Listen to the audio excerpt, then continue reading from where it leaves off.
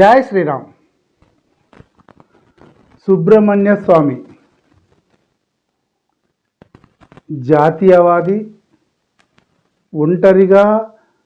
ఒంటరి నాయకుడు. ఇంకా చెప్పాలంటే ఒంటరి నాయకుడు, ఒకే ఒక నాయకుడు. జనతా పార్టీకి అతని ప్రెసిడెంటు, అతని కార్యకర్త. ఇంకెవరు ఉంటారో ఉండరో తెలియదు, ఎంతమంది ఉంటారో కూడా తెలియదు. అలాంటి నాయకుడు, అత్యంత గొప్ప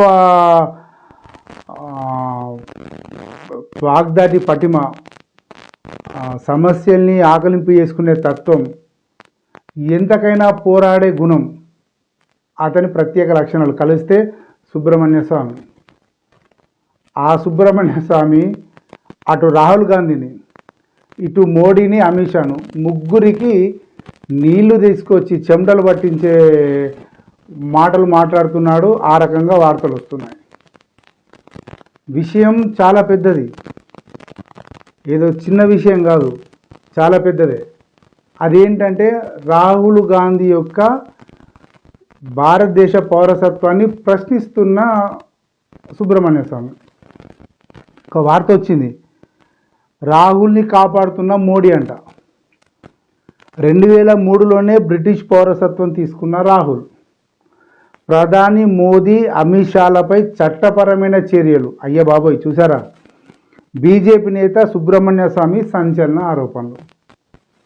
అంటే రాహుల్ గాంధీని కాపాడుతుంది మోడీ, అమిత్ షాలే అని చెప్పని ఇతను అంటున్నాడు. అది ఆ రకంగా వార్త వచ్చింది.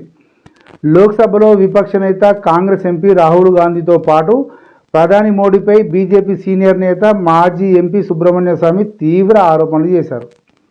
రాహుల్ గాంధీని బ్రిటిష్ పౌరసత్వం కేసులో ప్రధాని మోడీతో పాటు కేంద్ర హోంశాఖ మంత్రి అమిత్ షా కాపాడుతున్నారని ఆరోపించారు. ఇది కథ.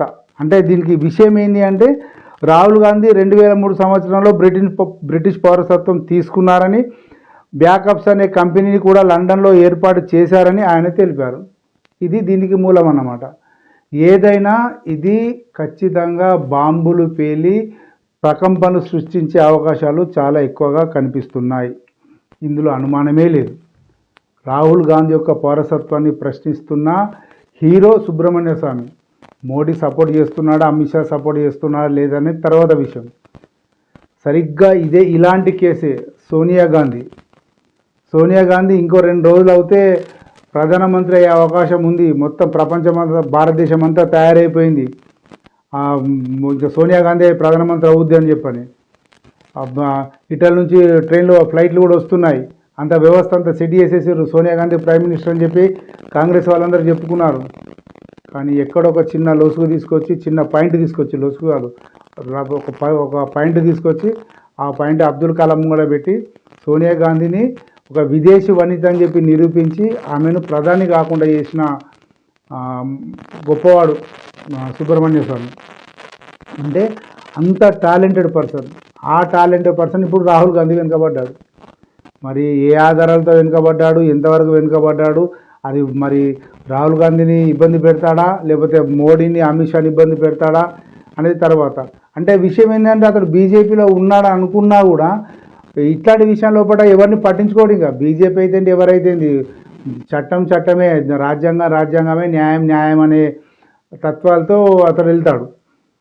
ఈ మహాత్ముడే, ఈ సుబ్రహ్మణ్య స్వామి భారతదేశం లోపల ఎమర్జెన్సీ విధించిన తర్వాత దేశ ప్రజలందరినీ కదిలించే సంఘటనకు ఆద్యుడయ్యాడు.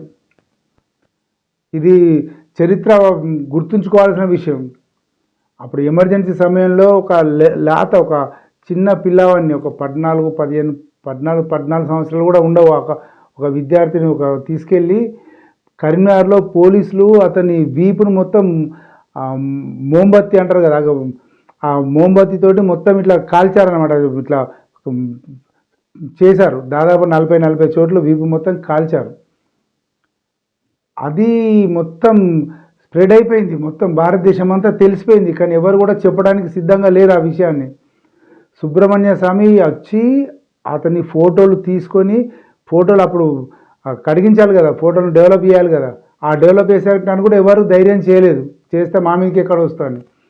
ఆ రీల్ను నెగటివ్ను తీసుకెళ్ళి ఫారిన్లో కడిగించుకొని అక్కడే బ్లాక్ చేయించుకొని, అప్పుడు బ్లాక్ సిస్టమ్ అన్నమాట. అంటే ప్రింటింగ్ చేయాలంటే బ్లాక్ చేయించాలి. ఆ బ్లాక్ చేయించుకునే సిస్టమ్ తీసుకొచ్చి ఇక్కడ దొంగచాటుగా ముద్ర వేయించి ఇందిరాగాంధీ యొక్క దాష్టికాన్ని ప్రపంచానికి తెలియజెప్పిన గొప్పవాడు సుబ్రహ్మణ్య స్వామి. సుబ్రహ్మణ్య స్వామి అంటే మామూలుగా ఉండదు, ఇక అంతటి అరివిర భయంకరమైన రాజకీయవేత్త. అందుకనే ఏదైనా కూడా చాలా పకడ్బందీగా వెళ్తాడు. అంత పకడ్బందీ ఆధారాలు వ్యవస్థలో అతడు వెళ్తాడు కాబట్టి ఇప్పుడు రాహుల్ గాంధీ యొక్క పౌరసత్వం మీద చాలామందికి దాళ్ళ మీద కూర్చు కాలేహ అని చెప్పి వస్తున్నది. ఇది ఎంతవరకు సుబ్రహ్మణ్య స్వామి సక్సెస్ అవుతాడా, లేకపోతే సుబ్రహ్మణ్య స్వామి బట్టి ఆధారాలు అని చెప్పి తేలిపోతుందా, లేకపోతే మోదీ అమిత్ షాలకు నిజంగానే రాహుల్ గాంధీతో లింక్ ఉండి వ్యవస్థ నడిపిస్తున్నారా, ఇవన్నీ ఇప్పుడు బయటపడాల్సిన అవసరం ఉంది. బయటపడతాయి కూడా, బయటపడేలా చేస్తాడు కూడా సుబ్రహ్మణ్య స్వామి. దట్ ఈజ్ సుబ్రహ్మణ్య స్వామి. జై శ్రీరామ్.